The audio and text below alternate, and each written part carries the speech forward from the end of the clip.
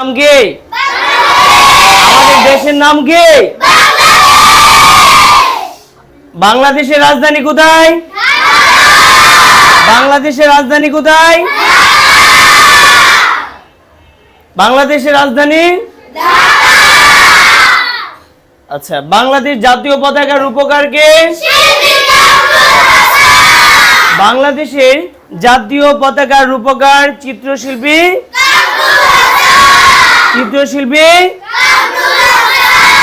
আমরা সহজে বলতে পারি যেহেতু উনি পটুয়াখালীর, এজন্য আমরা বলতে পারি পটুয়ার কামরুল হাসান। কি বলতে পারি? আমরা ওনার জেলা যেহেতু পটুয়াখালী, এজন্য আমরা বলতে পারি পটুয়ার। তাহলে বাংলাদেশের জাতীয় পতাকার রূপকার বা ডিজাইনার বলতে পারি চিত্রশিল্পী কামরুল হাসান। চিত্রশিল্পী ওনার জেলাটাকে আমরা সংক্ষিপ্ত আকারে বলতে পারি পটুয়া কামরুল হাসান। কি তার মানে দাঁড়াচ্ছে ওনার বাড়ি কোথায়? পটুয়াখালী। কোথায়? আচ্ছা, আমাদের বাংলাদেশ জাতীয় ফল কোনটি? কাঁঠাল। জাতীয় ফল জাতীয় ফল জাতীয় গাছ আম গাছ। জাতীয় গাছ জাতীয় গাছ জাতীয় গাছ ওকে, খুব সুন্দর। জাতীয় বন হচ্ছে সুন্দরবন। জাতীয় বন জাতীয় বন জাতীয় বন এই তো। তাহলে আমরা বাংলাদেশের যে রাজধানী ঢাকা, ঢাকা হচ্ছে বুড়িগঙ্গা নদীর তীরে। কোন নদীর তীরে? তাহলে বাংলাদেশের রাজধানী যে ঢাকা অবস্থিত, সেটা নদীটির নাম কি? তার মানে যাচ্ছে আমাদের রাজধানী ঢাকা মানে আমরা বাংলাদেশ দক্ষিণ পূর্ব এশিয়ার একটি ক্ষুদ্রতম রাষ্ট্র, দক্ষিণ পূর্ব এশিয়ার একটি স্বাধীন সার্বভৌম এবং বিশ্বের 93তম একটি স্বাধীন রাষ্ট্র। সেই বাংলাদেশ আয়তনে হচ্ছে কততম? 93। আয়তন হচ্ছে 1,47,570। কত? 1,47,570। মনে রাখবে সবার। তাহলে আমাদের এই রাজধানী ঢাকা, ওই ঢাকা শহরটা বুড়িগঙ্গা নদীর তীরে। কোন নদীর তীরে? বুড়িগঙ্গা নদীর তীরে। আমাদের জাতীয় মসজিদ হচ্ছে বাইতুল মুকাররম। কোন মসজিদ?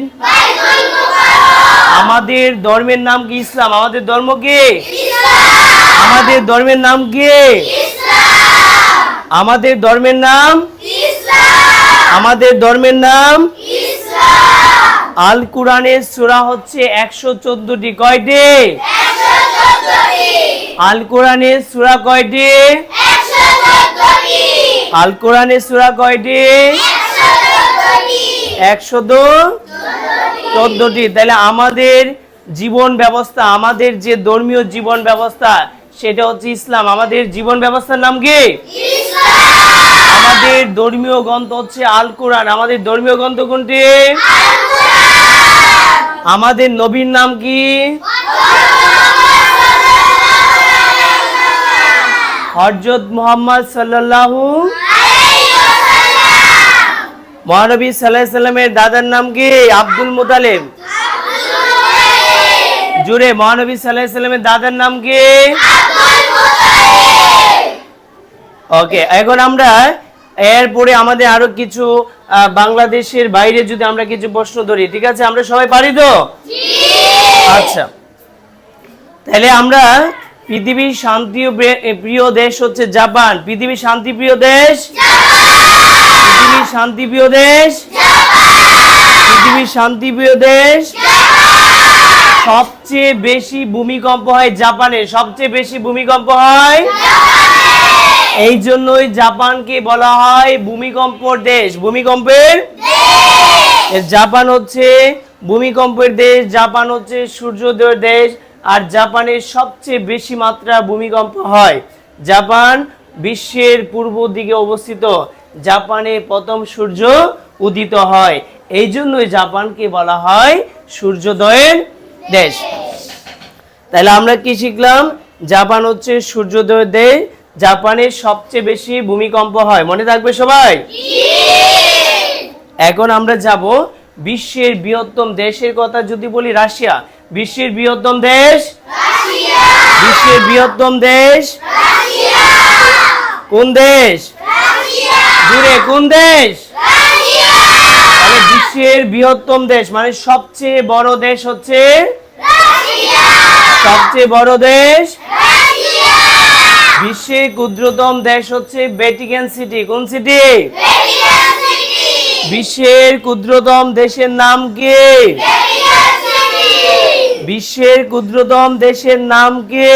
Vatican city. আচ্ছা, বাংলাদেশের সবচেয়ে উঁচু পাহাড়ের নাম কি? বাংলাদেশের সবচেয়ে উঁচু পাহাড়ের নাম হচ্ছে গারো পাহাড়। কোন পাহাড়?